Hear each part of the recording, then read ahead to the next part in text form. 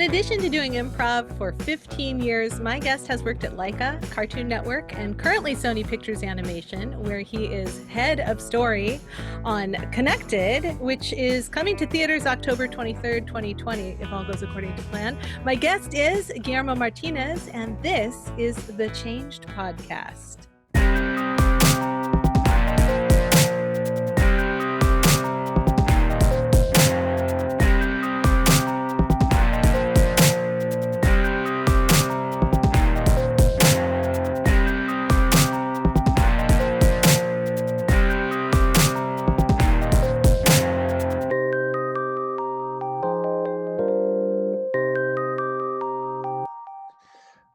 Hey guys, how you doing?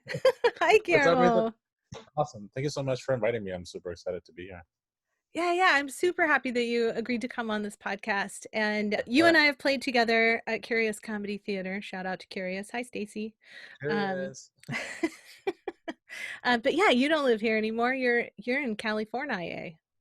Yeah, no, it's I talked to my wife about this, but we miss Portland a lot, and everyone's we're in February. We're like, we are doing this. We're going. We're gonna stay in a hotel. We're gonna visit friends. What is coronavirus? And then it all just changed, and we're like, no. But yeah, I miss it. And every time I try to go up there, I try to like perform at least once, just to hang out with people too. Oh man, that is one thing. Man, do I miss getting on a live stage in front of a live audience. I look forward to when that is a thing we can safely do again. No, me too. I mean, right now I'm doing a little bit of improv with some friends from Latin America. We're doing like a couple like just Spanish focused improv, but at the same time we're kind of like discovering like the limit, like using the limitations of Zoom as like kind of like what can we come up with that is really funny and silly and stupid. Right now, what we're doing, at least what we're trying to like lift the laptop up, and every once in a while like move the camera to create a very intense angle or something like that. As suspense, and I did it once just jokingly, and my teammates were like, "What do you do?" I'm like, "Oh, I just like lifted the camera, picked up the laptop. Like, we should do more of that." And so like right now it's just us like walking around the house with the laptop doing like Dutch angles and like weird moves. I think that's really smart. Can I make an assumption that you tend to be pretty adaptable, that change isn't as scary as it could be to others, or am I just way out in left field? How do you feel about change, generally speaking? About change, okay, so this is really weird. Like I have very different feelings in regards to change. I think for me, I hate monotony. Is that the right word? I don't know if it is. English is my second language, so I do apologize. But like, I remember when like every day would start the same, I would always try to add an element, a small element of something new for me to not get anxious. Because if I'm about to do the same thing that I did yesterday in a movie, kind of like in a repetitive way, I start getting like feeling weird, and it's a weird mental thing where like if I'm taking the same road to go to work every day, I'm like, like I get anxious. But if I decide to be like, you know what, I'm gonna take a different route to get to work, it feels like my day feels better now. Because I do something new. And I mean, it sounds a little bit like you crave variety. I crave variety. Like but at the same time, I like, it's super weird. I sometimes like not doing new things, like sometimes like doing new things gives me anxiety, like if it's like about a meeting or something, I still get that nervousness of like, but then once I like pass that threshold basically of just meeting this new person or going to this meeting, I calm down and I'm like, oh, I should have done that a long time ago. Why am I freaking out about this? So it varies. The first weeks of the pandemic, it was just very like intense for me because I was like, I'm a very social person too, and not only social, but I'm also like very Latino, and like Latinos are very like we love being with family and hugging and stuff like that, and I can't go like it's just like now I'm literally stuck in the same house, and so like but then after like 4 weeks into it, or I think like maybe like 2 months into it, I was like, all right, what are the new things I can do with this limited space that I have right now? And so now we like got patio furniture, which is embarrassing to say that we just got after living in this place for like 7 months. Um, and then now we're like, yes, we're sitting outside. This is good. This is nice. This is feels different. Yeah. I almost got stung by a bee, and I'm like, okay, maybe I should Oh, go back to the inside. too much Um, variety. It went a little too too much fast, a little pride. fast Yeah. and dangerous.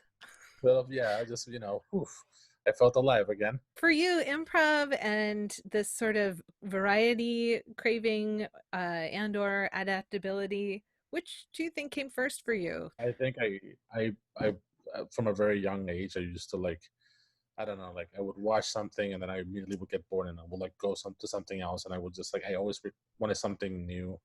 So I always felt that like I wanted to like, you know, I don't know, like I did like my room and my when I was a kid was just if you look at it, it looked like I painted something on the walls, but Uh-huh. then you would see that there's other paintings beneath it because I got bored of them, and so I wanted to do another mural on top of the wall, and then do Oh, another wow. one, and then yeah, eventually my mom was like, "You gotta stop doing this. Can you just do it in the hours or Please stop somewhere? Can you painting your room. yeah, can you just yeah."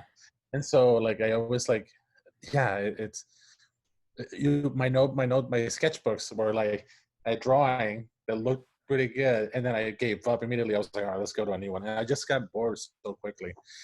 It's um incredible. It makes me think of so one of my colleagues, he's also a visual artist and a muralist, and he went to the UK a couple years ago and he did this big mural at this place that I definitely can't remember the name of. But basically the understanding there is you're putting a mural there with the understanding that it's temporary. You're going to create this massive piece of art that is definitely going to go away. And in fact, as he was, he moved across this mural, as he got to this end where he was completing that last bit, the other far end was beginning to disappear as other people were coming in and creating art. I thought that was wow. remarkable because we oftentimes, I think people generally think of art as a thing you collect, but Yeah, I think art is more than a thing you collect. Art is sometimes is just about the act of creating.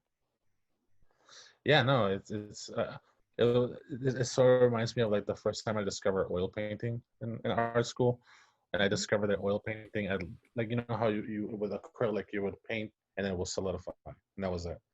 But with oil, you would I do have to take oil. your word for that because I am not a Oh, visual no, artist. okay. Yeah.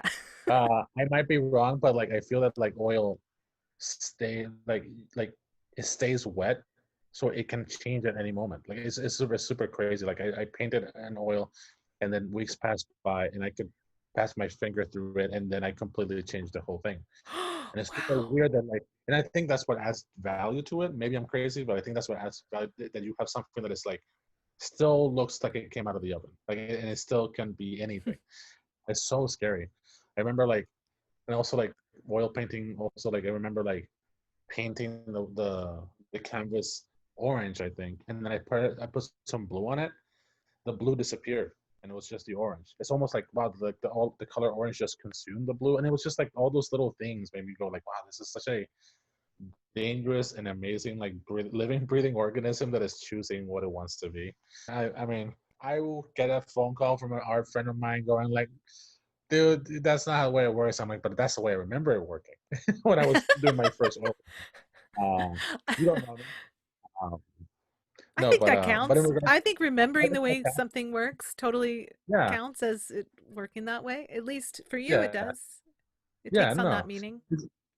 I just know a lot of more friends from way more friends from art school that like dedicated years and decades to oil painting and understanding it. And this was my notion from like 2 days of like like oil painting or 2 weeks. They'll probably come back to you and Um, be like, look, that just means you had too much paint on the canvas. and I'm like, thank you. Also, good to hear from you again. We Yeah, haven't right. talked in a while. Um, but So yeah, no, I think yeah. Sorry. I'm super curious. If you are able to use your improv background in the work that you do as an animator. Yes, actually, this- God, thank you for asking that question. I don't think a lot of improvisers and animators I think storytellers or the people who want to do film or writing or animation like there's a lot of value in improv that like you would never imagine. You know, like improv is kind of like disposable comedy, Mm, and it's basically you do a scene, it all goes to everything goes crazy, and then you're done with it and it's gone. Like I yeah. mean, someone will record it or something, but it's just there. And that reminded me so much of my process and or I think the way a lot of like storyboard artists or writers in animation work, where it's like you're kind of constantly like, hey, is this a good idea? They came up with this joke where this thing happens and this thing happens, this thing happens, and then the director's like, ah, it doesn't work, and you just throw it away, and then you just kind of go to, all right, how about this? And so I think that I think improv in a way kind of made help me with that muscle of not getting married to certain things, which I Mm, think made me more, this is, sounds weird, but like a more successful story guy because I was able to not get married to anything. Because like I think it's easy for someone to be in story or in animation and just be like married to this one thing, like yep. this like, oh, this is so cool and this guy is so good, and then the director doesn't use it, and then you're kind of like, oh, really? I think I'm right, you know, like but I'm so used Yeah. to I'm so People get used very to attached. yeah, I'm so used to like disintegrating like story and like doing and doing improv where like I made this scene, we did a scene together, no one laughed, ah, whatever. We did a scene together, ah, some people laugh, ah, whatever. I did a scene, someone's laughing, yeah, that's good, let's do another scene. Like it's just like I'm always, I guess in that sense I'm very I'm a lover of change, I guess that's a good way to put it. But yeah, I think that's one of the main things, correlations between the two. Well, um so yeah, Guillermo, I would love it. Will you, can you, would you tell us a yeah. story from your real life? Share with us a story about a moment of change. Was born and raised in Puerto Rico, and I lived there for I think maybe 22 years, 20 something years. But the people that I met there were like some are the closest people that I've ever had in my life. And I'm, because I'm also Latino, I think I have this connection with my family, and I love them to death. So it became really difficult when I realized like, oh, like I was like, I know what my number one passion is, and it's to work in animation and feature animation in the US, just to learn from like the masters and stuff. But I knew, I'm like, I can't. I mean, I can't go. I'm just this island guy. Like I'm not. What the hell am I gonna do over there? Like it's a lot harder than I think. And so I just kind of continued doing things that were sort of related to animation, like motion graphics and doing graphic design and doing, you know, some things here and there. And I think there was this. Okay, so this is weird, super weird. There was one day that my mom asked, where do you want to go to the movies? We can go to this movie theater or we can go to this movie theater. And I'm like, huh, okay, let me think. Let's go to this movie theater that's in this mall. Ah, why not? She's like, all right, let's go. I never knew that that moment was going to be an important moment in my life. Because when I went to that movie theater, I went to that movie theater. I normally go to the other one, which has better seats, better food, AC. Uh, and I chose the other one because I'm like, oh, let's try something different. Let's do something new. Yeah, I was like, well, we've been going to this movie theater a bunch of times. We haven't been to that other one in a while. I went to that other movie theater, and there, as I'm literally walking in, out comes this girl that I actually was like, oh, we know each other. It's like, oh yeah. We started talking and we exchanged phone numbers, and then I started dating that girl who was an old friend from another job that I had. And so we dated for a while, and then one day cleaning her apartment because she was moving, her roommate dropped a piece of paper that said, "Welcome to the School of Academy of Art University," which is an animation school in San Francisco. And I'm like, "Oh, what is that?" She's like, "Oh, it's an art school in San Francisco." And I was like, "Oh, that's interesting." And from that moment on, when I saw that, I started researching it, and I started going like, "Oh, I can study animation. I can do this." And then from that moment on, like there was like, it was like a moment of inception. I was like, I can, okay, should I apply to that school? I mean, this might be the shot. This might be the only shot I have to go to work in animation, or at least start somewhere, because I didn't know where to start. And then like weeks after, I got this job, the worst job. I've ever had in my life, which was like working as a comic book artist for this company where the guy who was running it was this like kind of like preacher. Huh. And this company doesn't exist anymore. He was a preacher, and he was always like passing by me, going like, "Hey, are you ever gonna go to my one of my services? Because I'm trying to save you, man. Oh, I'm trying to save you." And I'm like, oh wow. "I'm No good. pressure. No pressure." And then it was me and then two other people who've been there for like 17 years, and they were like buddy buddies, and I was alone. Like I was like me alone. These 17, like these people who've been there for a while, and the owner, and they were all groups of friends, and I didn't do anything. I was just like drawing, and I felt weird. And so your choice was to stay in this job you hated or take a leap of Or faith and go to art school. and take a leap of faith, and like I think because I at that point I had finished like art school, but it was more fine art, Mm. the one in Puerto Rico, and I wanted to be more focused on animation. And that when I was there, I realized, the hell am I doing? What the hell am I doing? I need to do something. And then that's when I decided to like, from being there, I talked to my ex girlfriend's roommate. I was like, hey, can you send me the information for the school? And I applied, and one day I was working there, and I was like literally passing out because I was like just like, very sleepy. I was like very bored, and I got the email saying, "Hey, by the way, we're super interested in you got into the school." And from that moment on, I was like, I quit that job, and I had the other thing of like, and, I was like super excited. I was like, this is gonna be great. I'm leaving, but I think the leaving aspect was like super terrifying because I was like, oh shit, I am leaving. I am leaving 20 years of my life. Like, what is that gonna be? I still remember the day that my mom was like super excited, and my dad was like, your son is leaving, and he might not come back, right? And Oh, my mom just like oh. broke down, and I'm like, Dad, what the f? What the hell? You feel like I And had a smooth escape, Dad, until you said that. yeah, yeah. And so the day before I left, there was this like I was like clammy. I was sweaty because I was like it was growing me like my brain was going like 2 days from now or a day from now, your life is literally going to start from zero. Like it's Uh-huh. so weird. And so like when I left I left and I left at 5 a.m. In the morning with my house, and it almost felt like I was escaping my reality when no one was Whoa. watching. So like I remember leaving leaving, and that drive to the airport was weird. Like I do this thing which is super bizarre, where I look around me if I feel like this is the last time I'm ever gonna see a place. It's almost like Oh taking a my gosh, mental I'm so picture. excited to hear you say that. I always wondered if other people do that, and I feel like surely a bunch of people must, but I don't know if everybody does. Yeah, I mean, I know that like a psychopath like me does. So, uh, I mean, because it's like the most, you want to see the image of this place before you leave, because you don't know if you're gonna go be back there again. Yeah, And like a so like mental photo album.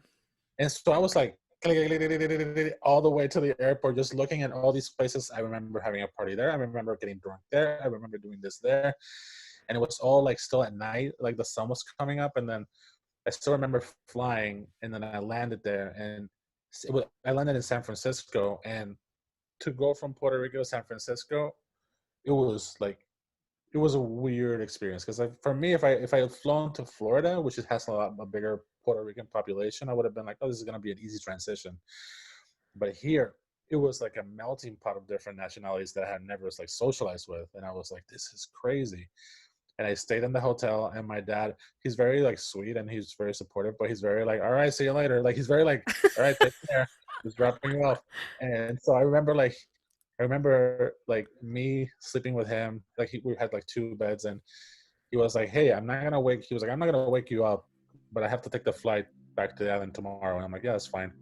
And then and he's like, oh, by the way, here, and he left me a actual Rolex. He left me his Rolex. He's like, you can have this. This is like, this is my present to you. And I'm like, oh, that's fine. And then I just like went to sleep. And then when I woke up, I was like, oh, and I looked, my dad wasn't there. I was in a new city, and like my new life had just begun there. And it was like the most weirdest thing. It was the weirdest experience ever. So, and I think Wow. that's for me, that's still being is the biggest moment of change. And after that, like because I'm a social person, I immediately I it only took me like 2 weeks or like or less than that to like have a group of friends and yeah. But it was amazing to be like I was one way in the island. What do I choose now in this place that no one knows me? Like who am I gonna be? And I think I just kind of stayed myself. I was like, I think I'm good. I'm a But social you guy. actually What made a the choice about that. You actually analyzed, like, I could reinvent myself now. Do I want to? Yeah, like are there things that I don't like about myself that I can be here? And I was like, no, I used to love comedy and do improv and drink in bars with friends. I think I'll just do that. I think I'll just do that. But it was, yeah, it was like the biggest. I still like I still remember that day so vividly, or at least those 2 days. That's Wow. like just crazy. Yeah. Well, thank you so much for sharing that story with us. That. Do you mind if I say one thing? Um, one thing chose to change from the way I used to be in the island. In the island, I was very bad at school. Like I was like bored out of my mind of like any other classes or whatever, and I wasn't very responsible. Like I was Mr. C Uh-huh. or B minus type person, which is I felt embarrassed, but I knew that when I started in San Francisco, I was gonna change completely. Like I was just gonna focus 100% on animation, and that was like the biggest change. I was like, now I'm doing the thing that I wanted to do. Therefore, I have to show that I want this, and so like I worked my butt off, and so I was more I had a better time studying and getting better grades than I Sounds used like to. that was a good choice. It also Like, shows like you can make choices about that. That's that whole growth mindset versus fixed mindset thing. It's like just knowing that you could do it differently is enough to open up things for people in new ways. oh Like yeah, people who are like, well, I'm just always a bad student are just doomed to always be a bad student. But the minute you tell your brain, or I mean, I could also just not, I could do it a different way. And it sounds like that yeah. worked for you. I thought at first I thought that I was gonna suck hard when I went to when I started in San Francisco, but then I realized, oh, it's just me, man. It's just me. I can totally do this. Uh, oh boy, my mom was right. Oh boy. Oh well. Anyway, What you was know, your like mom right about? oh my mom was right. That she's like because I remember being like, I think I'm just destined to just be not good at school, and she's like, no, I think you're good. I think this is all on you. Like you like you're choosing not to want to study that much. You're choosing to getting that F. Like I saw you watching TV and not studying. Therefore, you chose not to get better grades. So yeah, it's that's what she was right about. So mom was right, and you proved it by And I just proved deciding her. to do it differently in San Francisco. Yeah. Like if my That's mom was there great. in San Francisco, she'd be like, "Wow, what a revelation." That's terrific. So you made this big leap. What changed in your life as a result of making that choice? Because there was one fork. You could have just gone to that normal movie theater. Where would your life be now if you had done that? Literally, I think about that every year or every month. I think about that. Well, I think if I went to that, if I decided to like be like Gwyneth Paltrow and not get on the train. Sorry, like a weird sliding doors like reference. Is that Seems Gwyneth appropriate. Paltrow? Yeah. I, Um, probably. I don't remember. it's probably yeah. Um, but I think I don't know. That it would have been a different story. I think that day where I chose to go to a different movie theater, like it's like if I look back, it's like the biggest day of my life. But I also feel that the universe, in a way, would have been like, hey, no, no, you're Mhm. interested in this. Like I don't know. I just feel that like my passion for doing animation would have just like somehow came up in some other way. I would have taken a little bit longer. I think if I went to that other movie theater, I would have just like worked. I would have like gone and worked in an ad agency for a while, and then some other friends that I have. Oh, that's interesting. Holy shit! Sorry, just think about this. Ugh, okay, so bear with me on this one. Uh, I always say that like if I went to the other movie theater, I would have just kind of like worked in some small animation studio in the island that a friend of mine runs. but my friend wouldn't be running that thing if he hadn't gone to the same college that I did when I told him, "Hey, I'm going to San Francisco. You should come with me." So I feel that like Oh, I feel like I feel that I don't know, or maybe I knowing how talented and good he is, he probably would have opened the company anyway. But I feel that like I don't know, like, I feel that like I feel that there's I an actually have intersection in your paths for sure. yeah, Like 100%. clearly, that's amazing. That choice that you made had ripple effects that have that's I just Yeah, think that's so cool. it's crazy. Like it's crazy ripple effects that would have affected a bunch of other people's lives. Because I know that like after that, when I left, I was almost like the guy who tested the waters Hmm. for a lot of other people who were interested in doing animation or doing film. They were like, "Hey, how's that school? Is that school good?" And then they all kind of like he went, and then because he went, other friends of his went, and then because they went, another people went, and so I think, and yeah, it's like this is blowing my mind right now. Well, so today you Yeah. are head of story on Connected. Do you want to tell us a little bit about Connected? Yeah. So Connected is is the next feature animation from Sony Pictures Animation, and it's the same people who did Cloudy with a Chance of Meatballs. Hmm. Most recently, Spider-Man Into the Spider-Verse, and it's the same. It's produced by the same guys, Phil Lord and Chris Miller, but it's directed by this guy called Mike Rianda, and he basically it's kind of like an autobiographical story about his family, but it's basically the story of this girl who wants to like wants to go to film school and is super excited, but her dad is like, I don't know how you're gonna succeed in life by making movies. You should get a job at like a Home Depot or something like that. Um, I know a guy in Home Depot. I can totally get your job there. And she's like, no, I want to do my own thing. And so like he decides to before like his wife tells him like we're about to lose our daughter if you don't change. And so that is the father decides, hey, let's get on a road trip together to college and let's unite. And but then it just turns into this kind of like Little Miss Sunshine situation where like the family's always bickering, and oh by the way, the robot apocalypse happens, Oh and my God. there's no more humans left in the world, and this family that is constantly bickering with each other are the ones that have to save the world. And so Wow. yeah, it's an animated movie, and it's like right now we're like I mean I'm out of the my job there is done because like the film is already like done.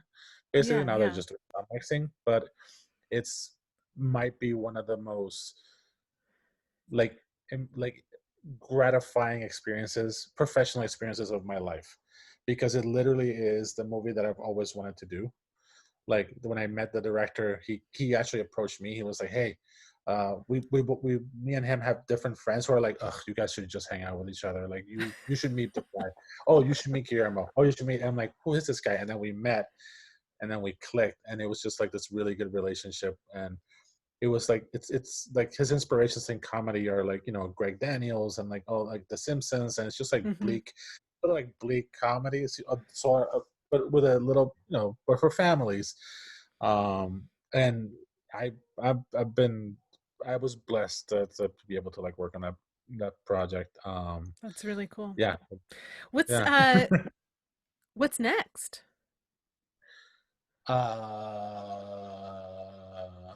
I can't say much details about it, but I am right now developing my own film That's with awesome. Sony. Yeah. Congratulations. You Uh, don't have to tell us more than that unless you really want to, but yeah, that's yeah, no, very exciting. no, it's super exciting, and I'm right now like it's funny because like it's the most it's the most bizarre it's the most bizarre situation to be in, like just to think about what I'm doing right now and going back to that day in the movie theater. Like it's still like blowing my mind. I'm like, wow, I really picked well. I really it's good kudos. Let's try a different movie theater. Doing something different paid off. Oh my gosh, Uh, I feel like that's an amazing takeaway, which was going to be my next question. Uh, Try a different movie theater. It really paid yeah, off. I mean, it's just that simple in this particular story. It's of yeah, course not no, that simple. There's a series of choices you made along the way, but it all started yeah. with that one simple choice that opened up all those other choices. I actually got to add that to my presentation. So I never added it to my presentation to my You better throw it in talk. there. Yeah, it has to be in there. That's Um, incredible. You were going to tell somebody one thing to do, try, think differently as they approach their own lives and the changes they're in. What would you say to people? That's a lot. So, anything you want to draw people's attention to while you've got the mic? on October 23rd, 2020, if everything goes well, like Connected will be in theaters everywhere. Um, I'm is definitely I looking don't forward to seeing it. I think it's going to be a go really fun one to see with the family.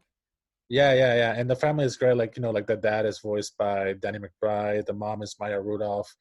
The daughter is Abby Jacobson from what's it called? From Broad City. The Hmm, the hmm. the the boy is the director who's one of the most amazing voice actors in the world. Um and it's just like also not necessarily tied to it, but like sort of tied to it. I used to be a writer and storyboard artist for the show called We Bear Bears and Cartoon Network, and recently they just released a movie.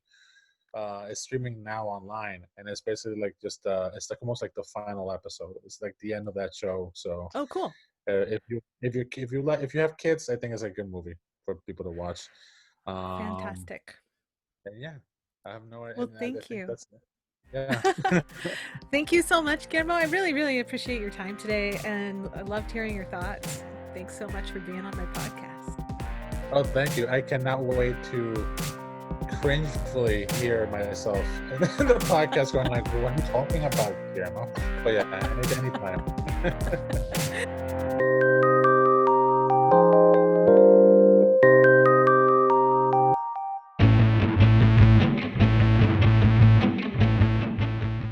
When we talk about change on this show and the moments when people have been impacted the most, often we hear stories of making choices to leave pain and suffering behind or to accept opportunities as they arise.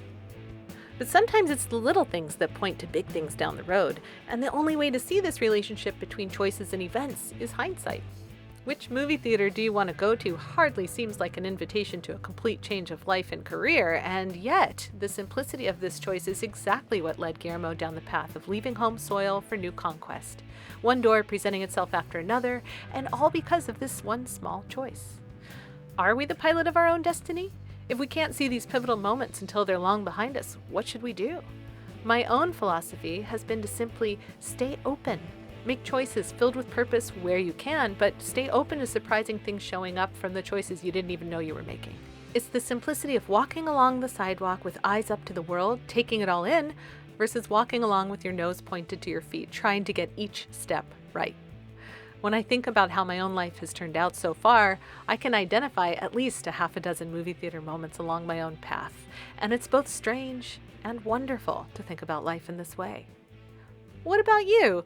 What are your movie theater moments, and where have they led you? Look for Connected from Sony Pictures Animation in theaters October 23rd.